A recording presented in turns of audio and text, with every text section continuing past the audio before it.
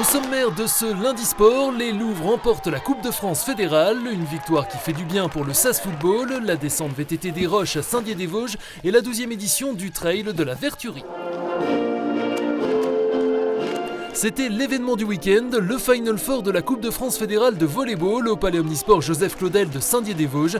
Victorieuse sans briller face à Orléans samedi soir, les Louves de Saint-Dié, en noir pour l'occasion, ont retrouvé en finale les Birdies de Bordeaux-Mérignac, leaders de leur championnat d'Elite Access, en ballottage favorable pour la montée en Ligue AF, le plus haut niveau français et tenante du titre. Galvanisées par l'enjeu et l'appui de leurs supporters, les volleyeuses des Audaciennes ont tout simplement surclassé leur adversaire et se sont imposées 3-0, 25-14, 25-16, 25-14.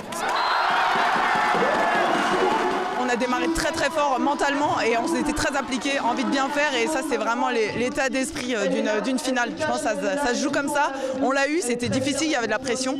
Bordeaux c'est une équipe qui est sur une très bonne dynamique, mais voilà, on est très fiers. Il y avait 3 quarts de niveau par rapport à l'engagement, le côté physique, c'est difficile de faire un doublé et là clairement on l'a vu et c'est dommage, on n'avait pas assez faim aujourd'hui.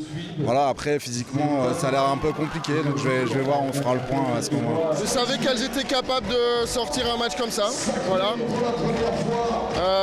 Ma première pensée est bien évidemment pour Pierre et la famille. C'est en effet le plus bel hommage qui soit pour l'emblématique président Pierre Mercier, disparu l'été dernier, sa fille Apolline et son compagnon Adrien Christophe ayant repris le flambeau, alors que le Final Four masculin se tenait à Avignon, où le SAS Volley a pris la 3e place, le président de la fédération avait choisi Saint-Dié. C'est pour ça que j'ai voulu venir aujourd'hui, c'est tout particulier d'être ici pour la première fois, sans Pierre, mais avec nous par la pensée. Et vraiment, il aurait été très fier de son équipe, de ses bénévoles et de tout ce qui a été fait aujourd'hui. Et on pense très fort à lui. Je suis tellement fier de nous, du club, des filles, du coach, du staff complet. Je suis super fier, je suis sûr qu'il est là quelque part avec nous. On lui a rendu un hommage magnifique. Et ce n'est peut-être pas fini, Louves et Birdies se retrouveront à Saint-Dié le 20 avril pour ce qui pourrait être la finale du championnat lors de la dernière journée d'Elite Access. Actuel 2e à 4 points, Saint-Dié n'a plus son destin en main mais devra espérer un faux pas de Bordeaux vendredi face à Romans, 3e de cette Coupe de France, tout en faisant le plein à domicile samedi face à Évreux.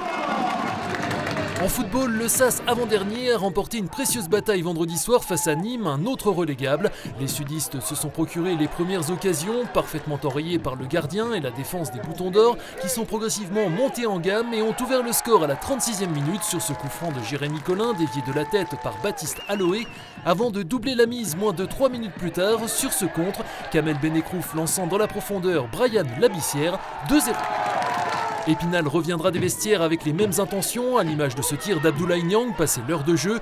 Nîmes est proche du chaos mais parvient à revenir au score sur le renvoi, 2-1 à la 67e minute. Pas de quoi remettre en cause cependant l'issue du match, Épinal aura même encore les occasions d'alourdir la marque mais l'on en restera là, une victoire acquise avec la manière. Franchement tout m'a plu, l'engagement qu'on y a mis, c'est ce qu'il faut qu'on reproduise chaque week-end maintenant. Tout le monde a mis l'intensité qu'il fallait. On a eu un petit coup de moins bien en deuxième mi-temps, mais on a su faire le dos rond, on a su travailler tous ensemble. Ça faisait longtemps qu'on n'avait plus gagné. 6 matchs, je crois, donc là on renote la victoire. Franchement, ça fait plaisir, ça fait du bien à tout le monde. Et là on est reparti, il reste 6 matchs et les 6 matchs ça va être des finales. Le SAS reste 17e et avant-dernier à 3 points de son prochain adversaire, Avranches 16e et à 8 points du premier non relégable. A noter en National 3 la victoire de l'ES Taon 2-0 chez la réserve de Reims. Défaite en revanche de l'US Raon l'étape 2-0 à Prix-les-Mézières. Les Raonais restent premiers relégables. Retour à Saint-Dié-des-Vosges dans le massif du Cambert, au lieu dit les 3 fauteuils, cadre ce dimanche de la descente des Roches organisée par le club Évolution VTT. Une épreuve qui avait fait sa réapparition en 2023 après 15 ans d'absence et avait connu un vif succès, d'où son retour dans le calendrier dès cette année avec un plateau encore plus conséquent. 200 pilotes chez les adultes, dont une bonne partie du top 15 de la Coupe du Monde, en préparation à moins d'1 mois de la reprise de la saison internationale, à l'image du quintuple champion du monde, le niçois Loïc Bruni. L'accueil est incroyable, on a la météo qui est avec nous et la forêt change beaucoup de ce que j'ai l'habitude de rouler, donc je me régale dans la bonne terre.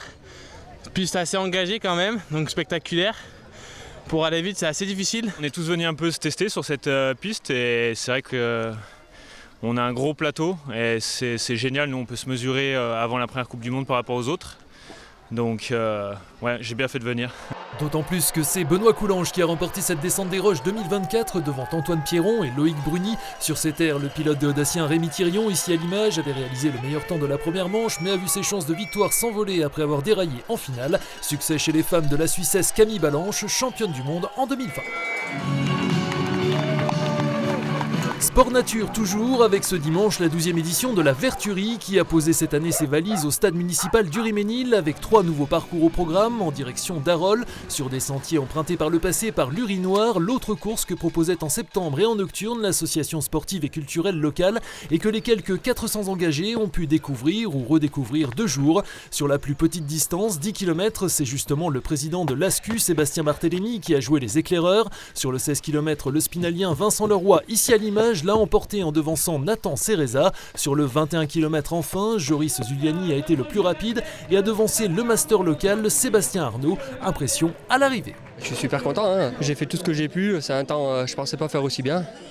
C'est super, de toute façon c'est un sport de pleine d'humilité parce que on va chercher soi-même, on n'invente rien le jour de la course. Hein. Vraiment un parcours très cassant, avec des alternances de boss, de parcours très techniques. Donc il a vraiment fallu bien gérer son effort, pas partir trop vite. Et puis voilà, on a eu affaire aux premières chaleurs, donc il a fallu gérer ce facteur-là aussi. Il faut bien gérer le truc, parce qu'il part très vite, dans les descentes il tire, donc il faut gérer aussi l'effort à la fin. Mais ça va, ça se passe bien, c'est cool, c'est une bonne expérience, ça nous rapproche tous les deux, donc c'est cool. A noter chez les femmes les succès de Clara Abel sur le 21 km, Marjorie Aubel sur le 16 et Lucie Lefebvre sur le 10 bornes. 3 semaines de pause dans le calendrier avant la prochaine course nature, le Trail des Roches à Saint-Dié-des-Vosges le 28 avril. Plus d'images et de résultats ce lundi soir dans votre émission Côté Sport avec le pilote de VTT des Audaciens Rémi Thirion, l'entraîneur des Louves de Saint-Dié Emmanuel Dumortier, sans oublier Francis Verdun de Vosges Matin, première diffusion à 19h.